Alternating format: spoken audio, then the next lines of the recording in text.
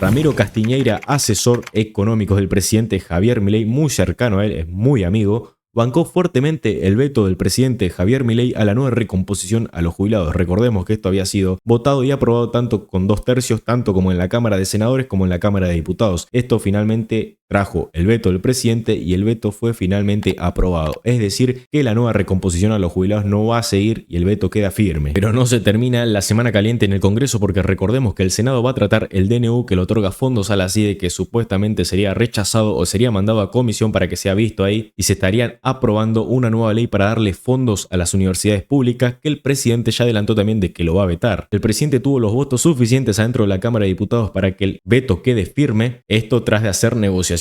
Incluso llegó a sacarle 5 diputados a la Unión Cívica Radical, y que el bloque ya está pidiendo una suspensión para estos 5 diputados que supuestamente traicionaron a la UCR. Así que podríamos decir que fue un triunfo político para el gobierno, pero no un triunfo para los jubilados. Recordemos también que hubo incidentes, siempre estos grupos de izquierdas muy ligados al kirchnerismo de por sí fueron a pudrirla afuera del Congreso y se vio de todo menos jubilados. Dejo con la palabra del asesor económico que nos explica detalle a detalle de por qué esta ley tenía que ser vetada y por qué corría riesgo el déficit fiscal. Recordemos que el presidente dijo que el déficit cero no se negocia a costa de nadie, que si hay que vetar lo que hay que vetar, lo va a vetar. Como siempre te digo, suscríbete, compartí, dale me gusta, que si no lo haces, te convertís en un cuca. ¿Qué tal, Ramiro? ¿Cómo va? ¿Bien? ¿Qué tal, Eduardo? ¿Cómo estás? ¿Qué te pareció la decisión de hoy? A ver, creo que la vieja política todavía no entiende que la crisis que está viviendo la Argentina fue producto de todas esas decisiones, esa forma de gestionar al Estado. Venimos de hace más de 100 años, un siglo entero, de todo el tiempo estar gastando más recursos de los que dispone el Estado. O sea, Paulón, por ejemplo, el socialista, no lo entiende. Evidentemente hay mucha gente que no lo entiende. Claro. Argentina tiene una recesión ya de 13 años sin crecimiento económico. El duplicar el tamaño del Estado, que fue en las últimas 2 décadas, fue llevar el gasto público de 150.000 millones de dólares a 300.000 millones de dólares sin tener la más pálida idea de cómo financiarlo. Y lo que acaban de presentar, que acá se vetó, es justamente más de lo mismo, es decir, presentar una idea de gasto sin tener un párrafo de cómo financiarlo. Porque el problema no era el 8.1 de aumento a los jubilados, ¿no? Ese no es lo problemático. No, sí, efectivamente, si acá hay un problema que se quiere asignar otras prioridades, no hay problema. Ahora, digan cómo se va a financiar sabiendo que aumentos de impuestos no va a haber y por lo tanto tienen que decir qué gasto van a bajar. Pero no se animan ni a escribir un párrafo de eso. Pero eso no fue la última semana. Es el último siglo entero que Argentina movió la política, vivió esta forma de hacer pan y circo toda su vida. En consecuencia, los argentinos tuvieron el proceso inflacionario que vivimos de primero ir a 2 dígitos de inflación, después ir a 3 dígitos de inflación, después ir a 4 dígitos de inflación. Bueno, así se fue el gobierno saliente con 3 dígitos de inflación, llegando a un pico de 300% interanual. Y punto no menor, porque no se habla mucho de esto, pero en las últimas 2 décadas, el aumento de la deuda pública en Argentina fue de 300.000 millones de dólares. O sea, este aumento del gasto público no solo generó un reviente del Banco Central reventando la moneda, sino que ahora todos los argentinos deben 300.000 millones de dólares adicionales a la deuda pública. Para ponerlo bien concreto, en el 2001, cuando se declaró el default, la deuda eran 140.000 millones de dólares. Cuando asumió Javier Milei, eran 440.000 millones de dólares. Acá hay un aumento de deuda pública y todavía falta, porque en el camino del populismo también expropiaron empresas y ahora nos caen los juicios. Todavía falta sumar 17.000 millones de dólares de lo que hay que pagar por todos los expropiadores seriales, ¿no? Lo de YPF, ¿no? Lo de YPF. Entonces, es una forma de hacer política que evidentemente mucha de toda la vieja política no lo quiere entender, que si Argentina quiere tener inflación cero, necesita ya equilibrio en las cuentas públicas de manera desesperada, y dado que ya se debe tanto, no hay margen para seguir tomando deuda. Ahora, Ramiro, ¿por qué tan rápido de 25 a 4? Y cuesta tanto de 4 para abajo, ¿no? Porque este mes el gobierno esperaba que empiece con 3 la inflación, y terminó empezando con 4 otra vez, ¿no? A ver, la política monetaria tiene un rezago, ¿no? Digamos que el plan Platita llenó el tanque de nafta para tener inflación por varios meses. Bueno, todavía lo estamos viendo. En el proceso, no tengas duda de que el déficit cero, ¿no? Es, bueno, basta, acá no se llena más el tanque. Pero ahora quedó el remanente. O sea, este 4.2 todavía ahora es del plan Platita del año pasado? No tengas duda. A ver, mira, te lo pongo con un ejemplo directamente en Estados Unidos. La emisión monetaria del COVID en Estados Unidos, en el 2020, tuvo su pico de inflación en el 2022. Dado que dejaron de emitir... Y después Biden asume y le dio más a la maquinita. Sí, pero como fue, la pandemia, no, pues de hecho claro. Fue de inflación de Estados Unidos del 2% al 10%, claro. Y ahora bajaron nuevamente al 2,5% para redondear. Okay. Argentina, que ya venía emitiendo, que en la pandemia emitió más y que en la pospandemia arrancó con el plan Platita y explotó directamente el Banco Central, pasamos del 300% de inflación. Argentina, quizás el mayor logro que tuvo el gobierno en estos primeros meses, obviamente el equilibrio fiscal, pero el haber abortado una lanzada de hiperinflación en Argentina. Ramiro, mañana se trata en el Senado nuevas partidas o mayores fondos universidades, incluso la indexación del gasto a las universidades por inflación. Tampoco va a tener financiamiento.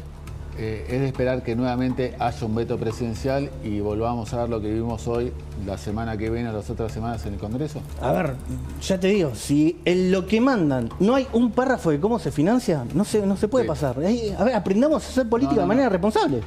El que quiera gastar, que diga cómo se va a financiar.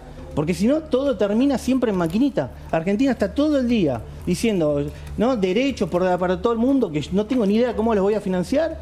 Y le tiran el bardo, por decirlo de manera burda, al Banco Central para que después le dé la maquinita y después lo estamos pagando todos con el proceso inflacionario. Pero el proceso inflacionario, como ya nos dimos cuenta y como ya es evidente, hay un nivel de inflación que actúa como niebla, no deja ver a toda la macroeconomía y colapsa. Justamente el 300% de inflación que dejó el plan Platita es lo que generó un colapso económico y es la recesión. No es que después buscar el equilibrio fiscal y buscar la emisión cero, no es que generó un proceso recesivo, es justamente lo contrario. Fue la emisión monetaria descontrolada, generó una inflación, una niebla sobre todo el sector privado, que no sabes si cuando vendés, si estás ganando o perdiendo plata. En consecuencia, eso para el nivel de actividad. Bueno, de hecho, en la inflación de hoy, a decir verdad, no solo plan Platita, sino las bombas que dejó el anterior gobierno, porque regulados subieron 5,9. Bueno, y eran regalitos que dejó la administración anterior. Argentina coqueteó tanto con el socialismo que para tener una economía capitalista vos tenés que tener un sistema de precios que funcione.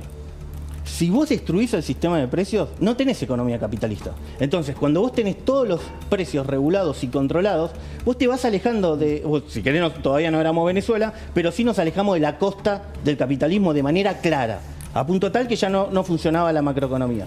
Recuperar el sistema de precios lleva de que... estos ajustes. Exactamente, que no solo frenás el proceso inflacionario, sino también hay que reacomodar el sistema de precios para que empiece a funcionar. Y al respetar el sistema de precios, punto no menor, los precios tienen que ser libres, no solo para que funcione la macroeconomía, sino para respetar la Constitución Nacional.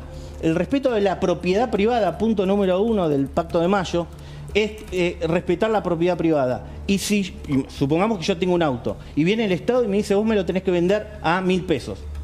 Se pone en evidencia que me están robando directamente el Estado. Entonces, el respeto a la libertad de precios no es nada más que para que funcione la macroeconomía, sino también es para respetar la Constitución.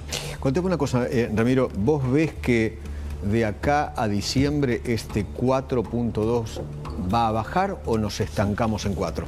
No, va a bajar porque acá se mató macroeconómicamente hablando, se mató la inflación. Ya no solo no hay déficit. Parece que no está muerta, ¿no? No, a ver, hay un rezago, hay un lag que dura tiempo. Te estaba contando que en Estados Unidos fueron toda esa emisión monetaria terminó explotando 2 años después y después volvió a bajar.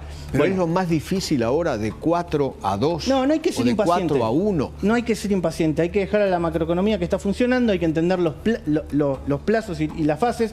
Fase 1 fue cerrar las canillas, fase número 2 es el charco de liquidez que quedó en la economía, que se vaya secando.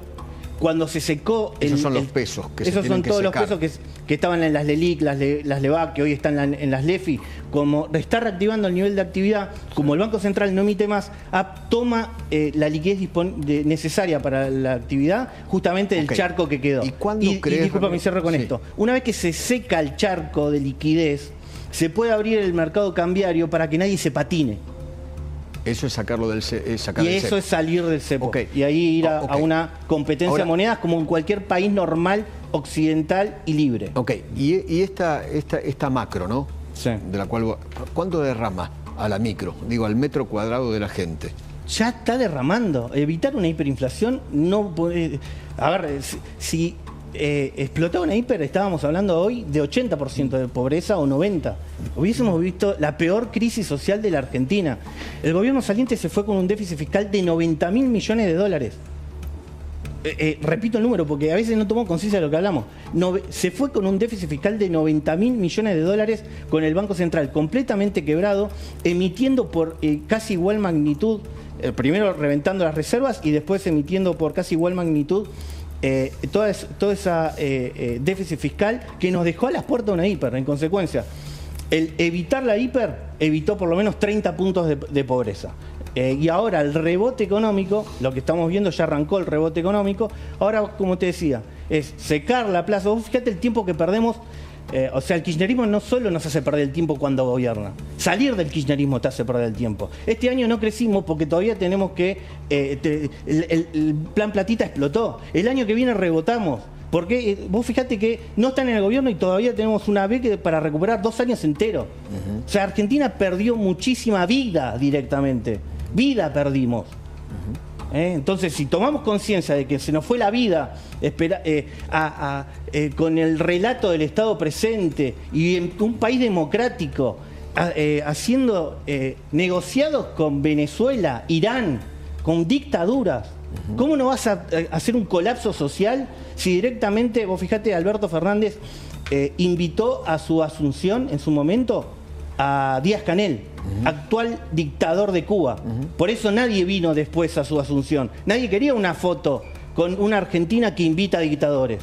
Y de hecho no se animó a venir Maduro porque quizá terminaba en cana. Totalmente. Gracias, Ramiro. Muchísimas favor. gracias. Muchísimas gracias. Gaby.